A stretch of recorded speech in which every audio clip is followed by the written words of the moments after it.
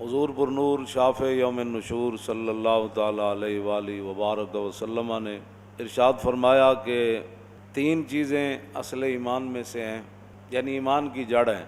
پہلی بات تو یہ ہے کہ حضور نے فرمایا کہ جتنا بھی کوئی گناہگار ہو، یہ لفظ اپنے ذہن میں رکھنا ہے، گناہگار ہو، سیاہ کار ہو، جتنا مرضی، حضور نے فرمایا کہ ہم اس کے گناہ کی وجہ سے اسے اسلام سے نہیں نکالیں گے۔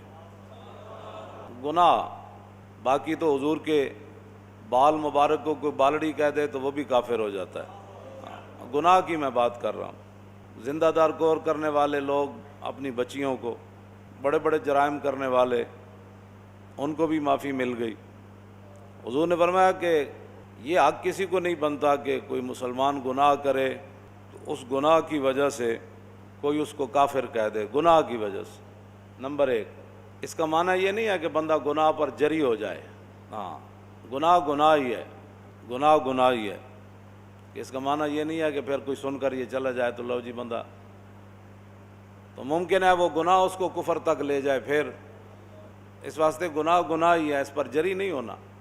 دوسرا، حضور نے فرمایا کہ جب سے اللہ رب العالمین نے مجھے جہاد کا حکم دیا اس وقت سے جہاد جاری ہے۔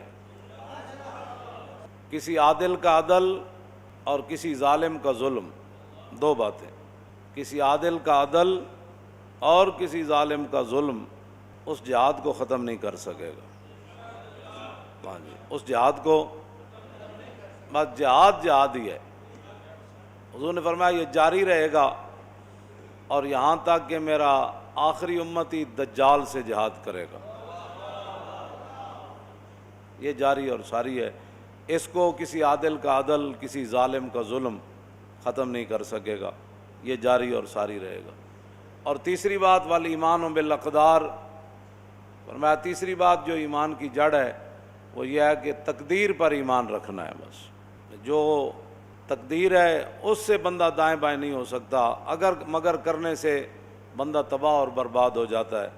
بس یا اللہ جس کے بارے میں تو فیصلہ فرما دے اسے کوئی ٹال نہیں سکتا، اور جسے تو بچا لے اسے کوئی پھنسا نہیں سکتا۔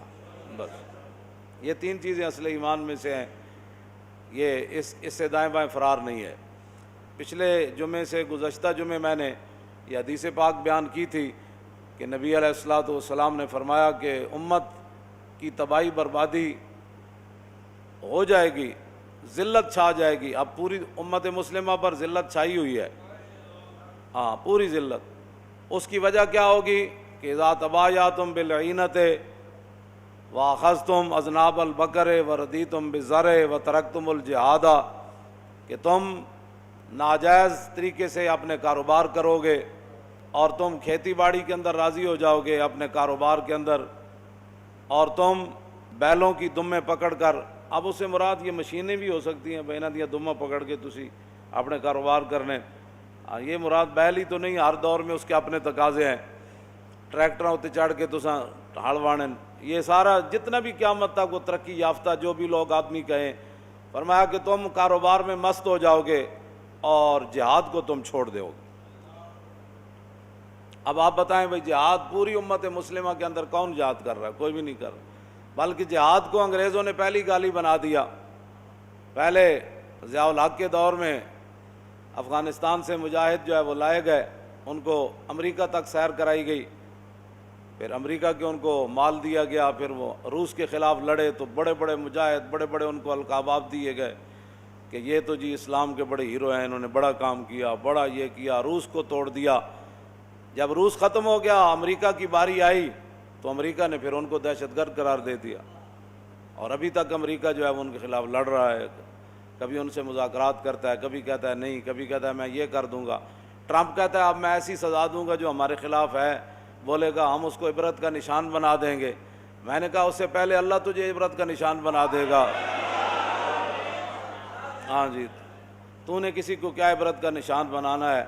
عبرت کا نشان تو وہ مالک ہی تجھے بنائے گا، تیری نسلوں کو بھی بنائے گا، تیری سلطنت کو ٹکڑے ٹکڑے فرما دے گا، اور تیرے اوپر اللہ اپنا عذاب نازل کرے گا، تیرے ساتھ جو کھڑے ہیں ان پر بھی اللہ عذاب نازل کرے گا۔ ہاں، یہ تو اس کے اپنے فیصلے ہیں، اس نے کب تجھے تباہ اور برباد کرنا ہے۔ روس والے بھی کہتے تھے کہ ہم تو فضائیں جو ہیں وہ بھی چھان کر آ گئے ہیں، وہاں ہمیں اللہ نظر نہیں آیا۔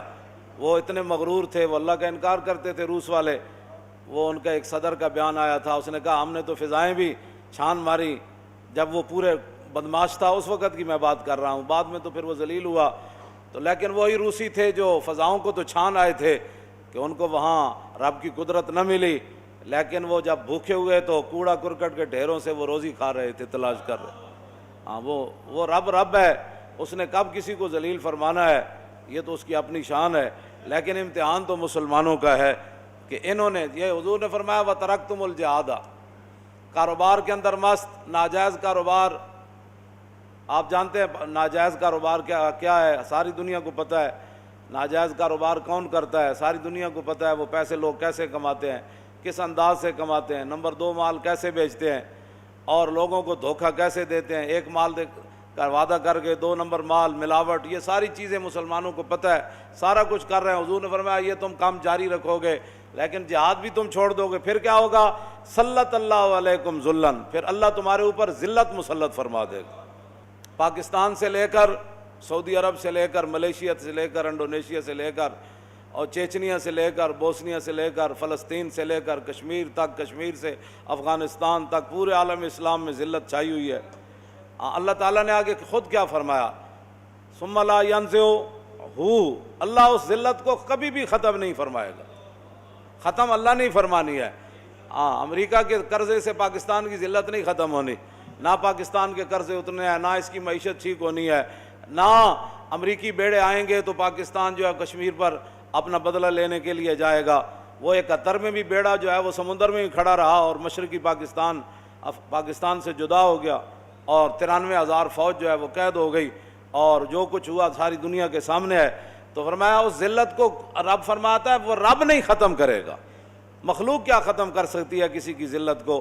رب اس ذلت کو کبھی بھی ختم نہیں کرے گا، یہ اعلان ہے رب کا۔ حضور نے فرمایا، حضور نے اپنی زبان اقدس سے فرمایا کیسے ذلت ختم ہوگی؟ حتیٰ ترجعوا الی دینکم، یہاں تک کہ تم اپنے دین کی طرف واپس آ جاؤ۔ مزید ویڈیوز اور اپڈیٹس کے لیے یوٹیوب پر علامہ Khadim Hussain Rizvi official channel subscribe کریں اور بیل آئیکن پر بھی کلک کریں۔